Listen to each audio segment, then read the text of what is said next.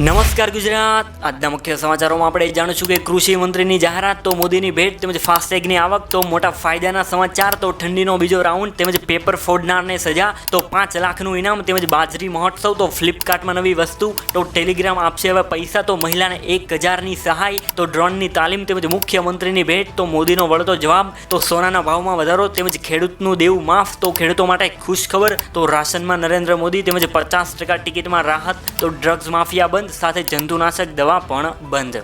તો જાણીશું આજના સૌથી મોટા સમાચાર આ વિડીયોની અંદર. મિત્રો, દરેક સમાચાર દરેક માહિતી જણાવવું એ પહેલાં ગુજરાતના દરેક મિત્રો આ પરોઢ સમાચારમાં જે નવા છે તે બધાને મારી વિનંતી છે કે અત્યારે જ સબસ્ક્રાઇબ કરો અમારી પરોઢ યુટ્યુબ ચેનલ, જેથી કરીને આજના જે કામના અને મહત્ત્વના સમાચાર છે એ ગામની પહેલાં તમને મળી જાય. તો જોઈએ સૌપ્રથમ મોટી ખબરમાં તો મિત્રો કૃષિ મંત્રીની મોટી જાહેરાત. મિત્રો, કૃષિ મંત્રી રાઘવજીભાઈ પટેલે પ્રતિ મણ કપાસના ટેકાના ભાવની 2000 રૂપિયાની ભલામણ કરી દીધી છે. મગફળી જેવા કે રોકડિયા પાકોની અંદર 1600 રૂપિયા ટેકાના ભાવની ભલામણ કરી છે. સાથે જ મિત્રો ડાંગરની અંદર પણ 560 રૂપિયા, બાજરીમાં 670 રૂપિયા, જુવારમાં 1100 રૂપિયા અને મકાઈમાં 900. એ રીતે મિત્રો કઠોળના પાકમાં પણ તુવેરની અંદર 1800 રૂપિયા અને મગમાં 900 રૂપિયા અને અડદમાં 1840 રૂપિયા અને તલની અંદર 2300 રૂપિયાની માંગણી કરવામાં આવી છે. તો મિત્રો વિવિધ ભાવો જે છે તે મિત્રો ટેકાના ભાવે ખેડૂતો પાસેથી હવે ટૂંક જ સમયની અંદર હવે ખરીદી કરવામાં આવી શકે છે. ત્યારબાદના સમાચારો વિશે વાત કરીએ તો મોદીની ભેટ. વડાપ્રધાન નરેન્દ્ર મોદી આજે જાહેર ક્ષેત્રની વીજ કંપની એટલે કે એનટીપીસીની રૂપિયા 30,000 કરોડની કિંમતના વિવિધ પ્રોજેક્ટનો શિલાન્યાસ અને ઉદ્ઘાટન કરશે. તેમજ મિત્રો એનટીપીસીએ એક નિવેદનમાં જણાવ્યું હતું કે આ પ્રોજેક્ટ ટકાઉ વિકાસ અને આર્થિક વૃદ્ધિ તરફ એક મહત્વપૂર્ણ પગલું છે. તેમજ મહારત્ન પીએસયુએ એક વર્ષમાં શેરધારકોને 100% જેટલું વળતર આપ્યું છે. તો મિત્રો આ છે આપણી મોદી સરકાર કે જે દિવસે ને દિવસે વીજળી ક્ષેત્રે પ્રગતિ સાધી રહ્યું છે. આ બધાની અંદર સામાન્ય જનતાને પણ મહત્વના લાભ છે એ મળી શકશે. ત્યારબાદના સમાચારો વિશે વાત કરીએ તો મિત્રો ફાસ્ટેગની આવક. મિત્રો આ ફાસ્ટેગ સેવા ભારતમાં વર્ષ 2014માં શરૂ કરવામાં આવી હતી. ફાસ્ટેગ એ ઇલેક્ટ્રોનિક ટોલ કનેક્શન એક સિસ્ટમ છે. ફાસ્ટેગ દ્વારા ખાતામાંથી સીધા પૈસા કપાય છે અને સીધા સરકારના ખાતામાં જાય છે. પણ મિત્રો શું તમે ક્યારે વિચાર્યું છે કે આ ફાસ્ટેગથી સરકારને રોજની કેટલી કમાણી થતી છે? તો મિત્રો નાણાકીય વર્ષની વાત કરીએ તો સરકારે કુલ 10 મહિનામાં 53,000 કરોડ રૂપિયાથી પણ વધુનો ટોલ ટેક્સ વસૂલ્યો છે. જો આપણે મહિનાની સરેરાશ જોઈએ તો તે 5,000 કરોડ રૂપિયાથી પણ વધુ થાય છે. તેમજ ફાસ્ટેગનો મુખ્ય હેતુ ટોલ ટેક્સ પર વાહનોની લાંબી ભીડમાંથી રાહત મેળવવાનો છે. તો મિત્રો સરકારે આ એક સારો નિયમ કર્યો છે કે તમારા ખાતામાંથી એની જાતે જ ટોલ ટેક્સના પૈસા કપાઈ જાય છે અને એમાં કંઈ છેતરપિંડી પણ થતી નથી. જો આવું દરેક ક્ષેત્રમાં કરવામાં આવે તો દેશમાંથી ભ્રષ્ટાચાર સાવ નાબૂદ થઈ જાય છે. ત્યારબાદના સમાચારો વિશે વાત કરીએ તો મિત્રો આ છે સૌથી મોટા ફાયદાના સમાચાર. જી હા મિત્રો, જો તમને કબજિયાત રહેતું હોય તો દહીંની સાથે આ વસ્તુ ખાવાથી કબજિયાતમાં રાહત મળશે. તો મિત્રો તમારે દહીંની સાથે કાકડી ખાવાથી કબજિયાતમાં સંપૂર્ણ રાહત છે એ મળશે. કેમ કે દહીંમાં સારી માત્રામાં ફાઇબર હોય છે અને કાકડીમાં પાણીનું પ્રમાણ વધારે હોય છે. તેથી આ બંને વસ્તુ સાથે ખાવાથી આંતરડામાં જમા થયેલા કચરાને બહાર કાઢવામાં મદદ કરે છે કે જેનાથી કબજિયાતમાં રાહત મળે છે. તો મિત્રો આ ફાયદાના સમાચાર માટે વિડીયોને એક લાઇક જરૂર કરી દેજો. ત્યારબાદના સમાચારો વિશે વાત કરીએ તો ઠંડીનો બીજો રાઉન્ડ. ગુજરાતમાં કમોસમી વરસાદ બાદ વધુ એક વખત ઠંડીનો ચમકારો જોવા મળી રહ્યો છે. ગુજરાતમાં વિદાય લેતા શિયાળા વચ્ચે ફરી કડકડતી ઠંડીનો અનુભવ છે એ થઈ રહ્યો છે. મિત્રો રાજ્યના અનેક શહેરોમાં તાપમાનનો પારો હવે ગગડ્યો છે. ગુજરાતમાં વહેલી સવારે અનેક શહેરોમાં તાપમાનનો પારો 20 ડિગ્રીથી પણ નીચે નોંધાયો હતો. હવામાન વિભાગની આગાહી અનુસાર આજે રાજ્યમાં કમોસમી વરસાદ વરસે તેવી શક્યતાઓ કરવામાં આવી રહી છે. તેમજ ગુજરાતના અનેક વિસ્તારોમાં માવઠું પણ થઈ શકે તેવી સંભાવના છે. ત્યારબાદના સમાચારો વિશે વાત કરીએ તો પેપર ફોડનારને હવે સજા. રાજ્યના કુલ 16.76 લાખ વિદ્યાર્થીઓ બોર્ડની પરીક્ષા આપવાના છે. ધોરણ 10ની પરીક્ષા માટે સમગ્ર રાજ્યમાંથી 9.17 લાખ જેટલા વિદ્યાર્થીઓ નોંધાયા છે અને આ પરીક્ષા માટે રાજ્યમાં 981 કેન્દ્રો નક્કી કરાયા છે. તેમજ બોર્ડના ડેપ્યુટી ચેરમેન DS પટેલે જણાવ્યું કે બોર્ડની પરીક્ષામાં અનેક લોકો પેપર લીકની ખોટી માહિતી ફેલાવતા હોય છે. ત્યારે આવી અફવા ફેલાવનારો વિરુદ્ધ હવે કડક કાર્યવાહી છે એ કરવામાં આવશે. તો મિત્રો તમને જો તમારા ફોનમાં આવા ફેક પેપર લીકના મેસેજ કે ફોટાઓ આવે તો તેને ફેલાવશો નહીં. ત્યારબાદના સમાચારો વિશે વાત કરીએ તો 5 લાખનું ઇનામ. મિત્રો, અમરેલી પોલીસની પ્રશંસનીય કામગીરી બદલ પહેલીવાર રાજ્યના ગૃહમંત્રી દ્વારા તેના વખાણ કરવામાં આવ્યા છે. તેમના આ કામ બદલ ગૃહ રાજ્યમંત્રીએ 5 લાખ રૂપિયાના ઇનામની પણ જાહેરાત કરી છે. અમરેલી જિલ્લાના એસપી હિમકરસિંહની ટીમે રાજ્યના સૌથી મોટા વોન્ટેડ બુટલેગરને ઉજ્જૈનથી ઝડપી પાડતા તેમની આ કામગીરીની નોંધ રાજ્યના ગૃહ વિભાગ દ્વારા લેવામાં આવી હતી. તો મિત્રો, ઘણા આવા પણ પોલીસ ઓફિસરો છે કે જે ખાલી દેશ માટે જ કામ કરતા હોય છે, પણ મિત્રો અમુક લોકોના લીધે જ આખા ડિપાર્ટમેન્ટનું નામ છે ખરાબ થાય છે. પણ મિત્રો, સલામ છે આવા પોલીસ ઓફિસરોને કે જે આવી પ્રશંસનીય કામગીરી કરે છે. ત્યારબાદના સમાચારો છે વાત કરીએ તો મિલેટ મહોત્સવ એટલે કે મિત્રો બાજરીનો મહોત્સવ. અમદાવાદમાં યોજાઈ રહેલા મિલેટ મહોત્સવમાં મોટી સંખ્યામાં ખેડૂતો ઉમટી રહ્યા છે. જી હા મિત્રો, વડાપ્રધાન નરેન્દ્ર મોદીની પહેલ ઉપર ગુજરાતના અમદાવાદ હેઠળ આવેલા સાબરમતી રિવરફ્રન્ટ ઉપર મિલેટ મહોત્સવ 2024નું આયોજન છે કરવામાં આવ્યું છે. અમદાવાદ પછી મિલેટ મહોત્સવ ગાંધીનગર, વડોદરા, રાજકોટ, સુરત, જામનગર, ભાવનગર અને જૂનાગઢની મહાનગરપાલિકાઓ ખાતે પણ યોજાવાનો છે. પણ મિત્રો, મહત્વની વાત એ છે કે ખેડૂતોને બાજરીના પાક તરફ આકર્ષિત કરવા માટે ખાસ આ પ્રકારના પ્રોગ્રામનું આયોજન કરવામાં આવ્યું છે કે જેથી બાજરીની ખેતી તેમને કેટલી આવક આપી શકે તેના વિશે તે તાલીમ મેળવી રહ્યા છે.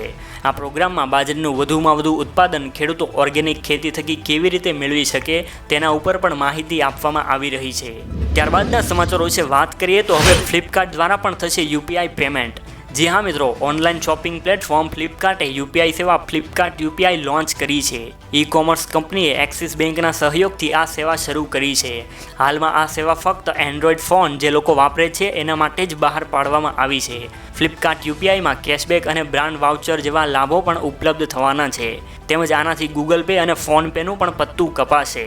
કંપની ગયા વર્ષથી જ તેની યુપીઆઈ સેવાનું પરીક્ષણ કરી રહી હતી, પણ હવે તેને સામાન્ય લોકો માટે પણ લોન્ચ કરવામાં આવી છે.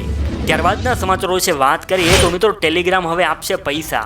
જી હા મિત્રો, યુટ્યુબ, ઇન્સ્ટાગ્રામની જેમ હવે ટેલિગ્રામથી પણ તમે કમાણી કરી શકશો.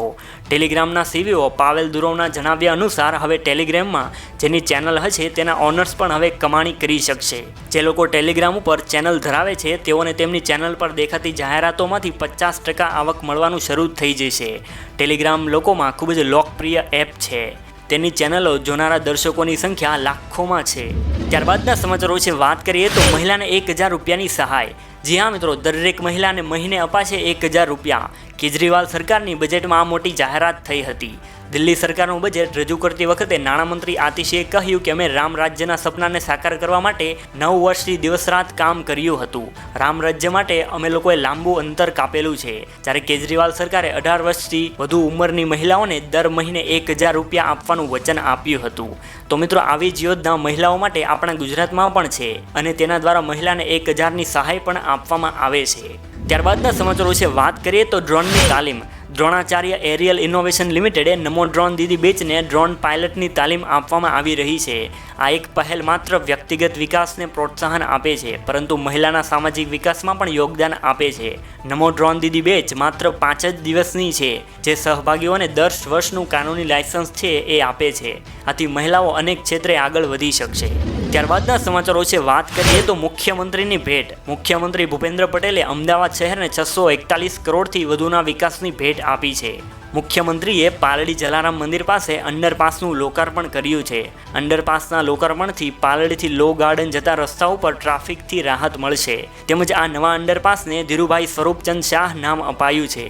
આથી અમદાવાદીઓ માટે આ સૌથી સારા સમાચાર હતા. ત્યારબાદના સમાચારો વિશે વાત કરીએ તો મોદીનો વળતો જવાબ. લાલુ યાદવે કહ્યું કે પીએમ મોદીનો કોઈ પરિવાર નથી અને તે હિન્દુ પણ નથી. હવે પીએમ મોદીએ તેને જવાબ આપતા કહ્યું કે આખો દેશ કહે છે કે હું છું મોદીનો પરિવાર. જી હા મિત્રો, જ્યારે દેશના પીએમ આપણી પાસે મદદ માંગે ત્યારે આપણે તેના માટે હંમેશા ખડે પગે રહેવું જોઈએ અને તેની સાથે એમ પણ કહેવું જોઈએ કે હા, હું છું મોદીનો પરિવાર. ત્યારબાદના સમાચારો વિશે વાત કરીએ તો સોનાના ભાવમાં વધારો. આજે 5 માર્ચના રોજ 24 કેરેટ સોનાનો ભાવ 350 રૂપિયા વધીને 63,320 રૂપિયા પ્રતિ 10 ગ્રામ પર રહ્યો છે. આ મુજબ સોનાના ભાવમાં 1218 રૂપિયા પ્રતિ 10 ગ્રામનો વધારો થયો છે. જો ચાંદીના ભાવની વાત કરીએ તો ચાંદીના ભાવમાં માત્ર 86 રૂપિયા પ્રતિ કિલોનો ભાવ વધારો થયો છે. ત્યારબાદના સમાચારો વિશે વાત કરીએ તો ખેડૂતોનું દેવું માફ થશે ગેરંટી છે. મિત્રો, કોંગ્રેસ સાંસદ રાહુલ ગાંધીએ ખેડૂતોને લઈને મોદી સરકારને જવાબ આપ્યો છે. એમને ટ્વિટર ઉપર એવું પણ લખ્યું છે કે દિવસના ચૂંટણી અને ખેતી કરનારી ભાજપ સરકારે છેલ્લા 10 વર્ષમાં ખેડૂતો સાથે કંઈ કર્યું જ નથી. દરરોજ ઘણા બધા ખેડૂતો દેવાના કારણે જીવ ગુમાવી રહ્યા છે. રાહુલ ગાંધીની આ વાતથી કહી શકાય કે ચૂંટણીની જાહેરાતમાં ખેડૂતો માટે દેવા માફીની જાહેરાત છે એ કરશે. અગાઉ પણ ચૂંટણી વખતે 2 લાખ રૂપિયા સુધીનું દેવું છે એ માફ કરવાની જાહેરાત કરી છે. તો મિત્રો હવે આ બાબતમાં ખેડૂતો જવાબ આપશે કે આવનારી લોકસભાની ચૂંટણીમાં કોની સરકાર તે લાવવા માંગે છે. આ વસ્તુ તમે કોમેન્ટમાં જરૂરથી જણાવજો. ત્યારબાદના સમાચારો છે વાત કરીએ તો ખેડૂતો માટે ખુશ ખબર. મુખ્ય ખેડૂતોને હવે પૂરતું વળતર આપવામાં આવશે. મિત્રો ગુજરાત હાઈકોર્ટે એક મહત્વના ચુકાદા મારફતે એમ જણાવ્યું છે કે જે ખેડૂત કે જે જમીનધારકની જમીનમાંથી વીજળીના થાંભલા કે જે ડાયટેન્શન લાઇન નાખવાના કારણે જમીનની કિંમત અને પત્રકની ઉપયોગિતામાં કંઈ પણ નુકસાન થતું હોય તો તે તમામ નુકસાનનું હવે પૂરેપૂરું વળતર મેળવવા માટે ખેડૂતો કે જે જમીનધારક છે એ સિવિલ કોર્ટમાં દીવાની દાવો કરી શકે છે અને વીજ કંપનીઓ પાસેથી પૂરેપૂરું વળતર છે એ મેળવી શકે છે. તો મિત્રો હવેથી જે પણ ખેડૂતોની જમીનની અંદર વીજળીના થાંભલા કે ડાયટેન્શન લાઇન નાખવામાં આવે છે અને તેના કારણે ખેડૂતોને કોઈ પણ નુકસાન થાય તો મિત્રો તેનું વળતર છે તે હવે ખેડૂતો મેળવી શકશે. ત્યારબાદના સમાચારો છે વાત કરીએ તો રાશનમાં નરેન્દ્ર મોદી. મિત્રો રાશન હવે મોદીના ફોટાવાળી બેગમાં હવે આપવામાં આવશે. એટલે કે મિત્રો હવે લોકસભાની ચૂંટણીને હવે ગણતરીના દિવસો જ બાકી રહ્યા છે. ત્યારે મિત્રો ચૂંટણી પંચે આવતા અઠવાડિયા સુધીમાં ચૂંટણીઓની જાહેરાત પણ કરી દેશે એવું જણાવ્યું છે. તેના વચ્ચે મિત્રો કેન્દ્ર સરકારની રાશનની બેગ ખરીદવા માટે 5 રાજ્યોમાં લગભગ 15 કરોડ રૂપિયાનો ખર્ચ કરી રહી છે. જેના ઉપર મિત્રો હવે નરેન્દ્ર મોદીનો ફોટો છે એ છપાયેલો છે અને તેનો ઉપયોગ છે એ પ્રધાનમંત્રી ગરીબ કલ્યાણ યોજના માટે કરવામાં આવશે. એટલે કે મિત્રો પ્રધાનમંત્રી ગરીબ કલ્યાણ યોજનાનો જે પણ રાશન કાર્ડ ધારકો લાભ લઈ રહ્યા છે એ લોકોને જે પણ રાશન આપવામાં આવશે એ લોકોની થેલી ઉપર હવે નરેન્દ્ર મોદીનો ફોટો જોવા મળશે. ત્યારબાદના સમાચારો છે વાત કરીએ તો 50% ટિકિટમાં રાહત. સ્ટેચ્યુ ઓફ યુનિટી પર શાળા કોલેજના પ્રવાસ તેમજ દિવ્યાંગને ટિકિટ દરમાં 50% છૂટ આપવામાં આવશે. જી હા મિત્રો, એકતા નગરની 8મી ગવર્નિંગ બોડીની બેઠક ચેરમેન મુકેશ પુરીની અધ્યક્ષતા ગાંધીનગર ખાતે યોજાઈ હતી. જેમાં કર્મયોગીઓ અને પ્રવાસીઓના હિતમાં મહત્વપૂર્ણ નિર્ણય લેવામાં આવ્યો છે. સાથે સ્ટેચ્યુ ઓફ યુનિટી સહિત તમામ સ્થળો પર શાળા કોલેજનો શૈક્ષણિક પ્રવાસ, દિવ્યાંગ વ્યક્તિઓ અને દિવ્યાંગ સંસ્થાના પ્રવાસને ટિકિટના દરમાં 50% છૂટ આપવાનો નિર્ણય છે એ કરવામાં આવ્યો છે. ત્યારબાદના સમાચારો છે વાત કરીએ તો ડ્રગ્સ માફિયા બંધ. પ્રધાનમંત્રી શ્રી નરેન્દ્ર મોદીજીના નેતૃત્વ હેઠળ કેન્દ્ર સરકારે દેશમાં ડ્રગ્સના નેટવર્કનો સાવ નાશ કર્યો છે. ગુનેગારોની અટકાયત અને વ્યસનનો ભોગ બનેલા લોકોના સુધારા દ્વારા ડ્રગ્સ મુક્ત ભારતના લક્ષ્યને હાંસલ કરવા ભારત દેશ હવે ઝડપથી આગળ વધી રહ્યો છે. આથી હવે ડ્રગ્સની લેવેચ અને તેની હેરફેર ભારતમાંથી હવે બંધ થઈ જશે તો ઘણા યુવાનો ગેરમાર્ગે જતા અટકી જશે. ત્યારબાદના છેલ્લા સમાચારો છે વાત કરીએ તો જંતુનાશક દવા બંધ. મિત્રો જંતુનાશક દવાના વેચાણ કરતા વેપારીઓને મોટો ઝટકો લાગશે, કારણ કે રાજ્યમાં 3 જંતુનાશક દવાના પ્લાન્ટ બંધ કરાયા છે. ગુજરાતના મુખ્યમંત્રી ખેડૂતોને ઓર્ગેનિક ખેતી કરવા તરફ આગળ વધવાની વિનંતી કરી રહ્યા છે. મુખ્યમંત્રીની વિનંતી અને રાસાયણિક ખેતીથી થતા નુકસાનને જોતા ગુજરાતના ખેડૂતોને ધીમે ધીમે ઓર્ગેનિક આધારિત ખેતી તરફ વાળી રહ્યા છે. જેના કારણે આજે તો ગુજરાતના 6 થી 7 લાખ જેટલા ખેડૂતોએ રાસાયણિક ખેતીને છોડીને ઓર્ગેનિક ખેતી હવે તે કરી રહ્યા છે. તો મિત્રો રાસાયણિક ખેતીને છોડીને બધા જ ખેડૂત ભાઈઓએ ઓર્ગેનિક ખેતી તરફ વળવું જોઈએ કે જેથી સરકારને પણ પ્રોત્સાહન મળે અને ખેડૂતોને વિવિધ યોજનાનો લાભ પણ મળતો રહે. તો મિત્રો આજના સમાચારોમાં બસ આટલું જ. મળીએ કાલે નવા સમાચાર સાથે. ધન્યવાદ.